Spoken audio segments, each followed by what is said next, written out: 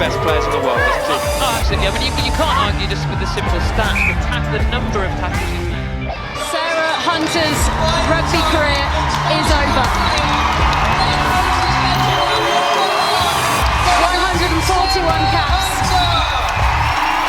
Sarah Hunter, thank you. Top Women's Six Nations is going places, and England's Red Roses have done it again. England are the back-to-back TikTok Women's Six Nations Grand Slam champions.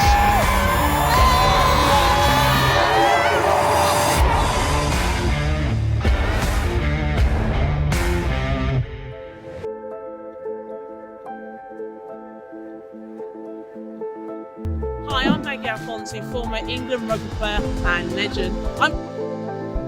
Margaret Alphonsi is a retired rugby union player who was a part of the 2014 Rugby World Cup winning team. Born in 1983, Alphonsi was raised by her single mother, who she often describes as not caring about rugby for the majority of her childhood. She was born with club foot, which she would have to overcome in order to play rugby. She often talks about her experiences of bodily insecurity growing up and how rugby made her feel comfortable in her body. Her PE teacher, Lisa Burgess, was a rugby player and introduced her to Saracen's youth team. She would debut for England in 2003, aged 19 years old. One would be winning the World Cup in 2014. There it is! England are world champions! Just because it's taken so long to get to that point. For me, growing up as a young girl, I was so worried about my body image. You know, I had big arms, I had big legs, and actually I got bullied because of it. When I found rugby, they were like, wow, you've got big arms, wow, you've got big legs, it's okay. It's on, scored a hat-trick against Kazakhstan, one try against Ireland, so she'll fancy getting her name on the scoreboard again. Alphonsi does the hard stuff. Alphonsi played as flanker in the England team and was therefore part of the forward pack.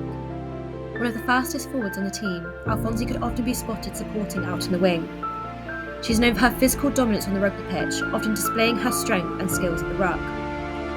Alphonsi's ability to ruck led to many a turnover at the 2014 World Cup finals. In addition to this, Alphonsi was recognised as being a big tackler, often bringing down players strongly. Her strength, stamina and skill led to her being a formidable flanker, who is said to have tackled former England men's captain Owen Farrell to the ground. She's been accused by that. Look at Alphonsi there, not just making the tackle but the turnover as well. Penalty to England, and Margaret in England. Nice to McGilchrist. Alphonsi breaks away. You just with the simple stats, the number of tackles she's made, really give people a lift, really make other people want to match that kind of aggression. She's covering over England. England and Canada met 8 days ago in the pool stages. It was a draw that day. Today is a totally different prospect.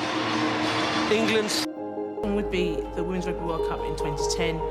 Just the fans, the crowd, and seeing the support in our own home country. That was brilliant. Margaret Alphonsi retired shortly after winning the 2014 World Cup, after 74 caps in her England career.